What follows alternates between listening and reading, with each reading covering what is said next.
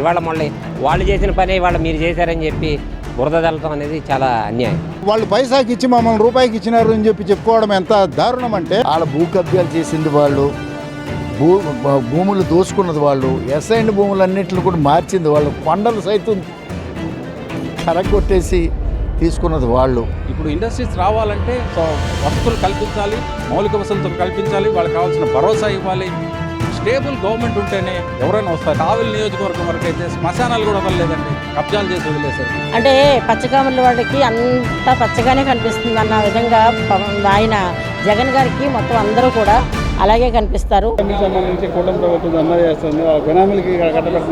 భూ కుంభకోణాల గురించి మాట్లాడుకోవాలి అంటే విశాఖపట్నంలో ఎన్ని భూ కుంభకోణాలు జరిగినాయి లాస్ట్ టైము జరిగినప్పుడు, ఆఖరికి కొండల్ని కూడా పిండి చేసేసి వాళ్ళ కోటలు నిర్మించుకున్న పరిస్థితి. అక్కడ 22A అనే ఒక ఇది ఉన్నా సరే ప్రభుత్వ భూముల్ని మొత్తాన్ని మార్చేసుకొని అలాగే ప్రైవేట్ భూములను కూడా దోపిడీ చేసిన చరిత్ర వైసీపీది. దాని గురించే కదా ప్రజలందరూ తిరస్కరించి వేరే చోట కూర్చోబెట్టారు. ఇవాళ మళ్ళీ వాళ్ళు చేసిన పని ఇవాళ మీరు చేశారని చెప్పి బురద చల్లటం అనేది చాలా అన్యాయం. వర్షా కంపెనీకి ఎలాంటివి చెప్తారు? 99 పైసలకి అని చెప్పి ఎకరం అని చెప్పి పెద్ద ట్రోల్ జరుగుతుంది వైసీపీ. అదంతా బూటకం అండి. ఇదంతా వాళ్ళంతా లేనిది గుడ్డకాల్చి ముఖం మీద వేసి తుడుచుకోమని చెప్పి మచ్చపడిందని చెప్పి నినాదంతో వాళ్ళు ముందుకెళ్తా ఉన్నారు. మాకు రుద్దడం అనేది వాళ్ళ పొలిటికల్ స్ట్రాటజీలో భాగం.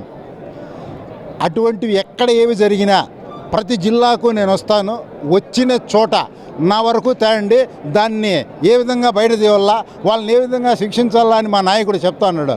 కూటమి ప్రభుత్వం దానికి రెడీగా ఉంది, మీరు రెడీనా అని మేము ఛాలెంజ్ చేస్తున్నాం. వర్షా కంపెనీకి 99 పైసలకే భూములు ఇచ్చారని చెప్పి ప్రచారం జరుగుతుంది. రూపాయికి భూమి అయ్యాకంటారు, నిజం అంటారు? అది వాళ్ళు పైసాకి ఇచ్చి మమ్మల్ని రూపాయికి ఇచ్చినారు అని చెప్పి చెప్పుకోవడం ఎంత దారుణం అంటే, మేము ఇవ్వలేదు, అవేమన్నా అంటే నిరూపించడానికి మీరు రండి, ప్రభుత్వం రెడీగా ఉంది. పిల్లకాయల దొంగ ఎవరంటే భుజాలు పట్టుకు తడుముకున్నట్టు వాళ్ళ భూ కబ్జాలు చేసింది వాళ్ళు, భూములు దోచుకున్నది వాళ్ళు, ఎస్ఐండ్ భూములన్నింటిని కూడా మార్చింది వాళ్ళు, కొండలు సైతం కరగొట్టేసి తీసుకున్నది వాళ్ళు. వాళ్ళకి ఉనికిని చాటుకోవడానికి ఎదుటోడి మీద మరి మచ్చ చూపించడం, గులి కింద పూస తన కింద మచ్చ ఎరగినట్టు ఎదుటి వాళ్ళు మచ్చ చూపిద్దామన్న ప్రయత్నం చేస్తుంది.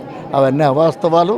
అవి జనం నమ్మడానికి కూడా సిద్ధంగా లేదు. వీళ్ళలాగా దాచుకోవటం తెలిసిన వాళ్ళకి నిజంగా ఇండస్ట్రీలు వస్తున్నాయి. మీరు చూశారు, పోయినసారి వచ్చిన ఇండస్ట్రియల్ మినిస్టరు ఏం ఓపెన్ చేశారో, ఏది పానీపూరి బండ్లు, తర్వాత చిన్న కొబ్బరి బొండాలను ఒక ఇండస్ట్రీస్గా సృష్టించి నిర్మించినటువంటి ప్రభుత్వం కాదండి, రియల్గా ముందుకు వచ్చిన ప్రభుత్వం. ఇప్పుడు మీరే చూస్తున్నారు, మనకి ఇన్ఫ్రాస్ట్రక్చర్ లేనిదే ఏ ప్రభుత్వం రాదు.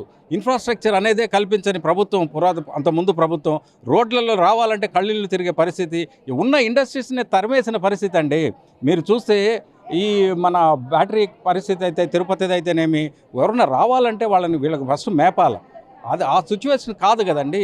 ఇప్పుడు ఇండస్ట్రీస్ రావాలంటే వసతులు కల్పించాలి, మౌలిక వసతులు కల్పించాలి, వాళ్ళకి కావాల్సిన భరోసా ఇవ్వాలి. స్టేబుల్ గవర్నమెంట్ ఉంటేనే ఎవరైనా వస్తారు. ఈరోజు ఆంధ్రప్రదేశ్లో వెల్లువగా వస్తున్నాయి ఇండస్ట్రీస్. దాన్ని నిరూపించండి. 1 రూపాయికి ఇచ్చారా, 2 రూపాయలకి ఇచ్చారా, 3 రూపాయలకి ఇచ్చారా? మీరు ప్రూఫ్లు లేకుండా బురద చల్లేస్తే లేదా గుడ్డ కాల్చి మొహాన పడేసేసి తుడుచుకోవడానికి కాదు కదా. మీరు అన్నట్టు వాళ్ళు దోచుకునేది ఏందండి? ఋషికొండను వదిలేరా? మా కావలి నియోజకవర్గం వరకు అయితే శ్మశానాలు కూడా వదలలేదండి, కబ్జాలు చేసి వదిలేశారు. శ్మశానాలు కూడా వదలకుండా లేఅవుట్లు చేశారు. అన్యాకాంతంలో 1500 ఎకరాలు ఈరోజు కావలి పట్టణంలో లేఅవుట్లు అక్రమ లేఅవుట్లు వేసి దోచుకున్నది వాళ్ళు. రాళ్ళు దగ్గర నుంచి శ్మశానం రాళ్ళు భూములకి రాళ్ళు పాతిన దగ్గర నుంచి దోచుకొని వదిలేసిన వాళ్ళు మాట్లాడటం సబబు కాదు.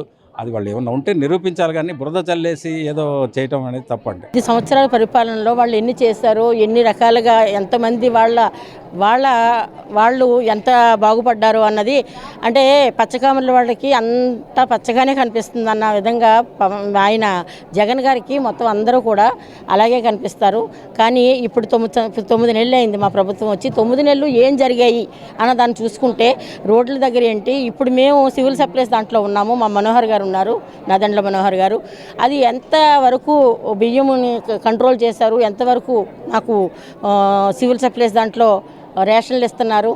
ఎలా జరుగుతుంది అన్న దాని గురించి చూడాలి తప్ప ఎప్పుడో ఏదో చేస్తున్నారని ఆయనకు భ్రమించి అలా మాట్లాడుతున్నారు అంతే తప్ప ఇంకా 9 నెలలు సంవత్సరం కూడా కాంది చాలా వరకు చేసుకొచ్చారు. ఇంకొక 4 సంవత్సరాల్లో మంచి పరిపాలన చూస్తారని చెప్పేసి మేము అనుకుంటున్నాం. చేసిన ప్రజాక్షేమం కోసం చేస్తుందండి. దానాదత్తం చేయాలన్న ఆలోచన ఎప్పుడూ లేదు.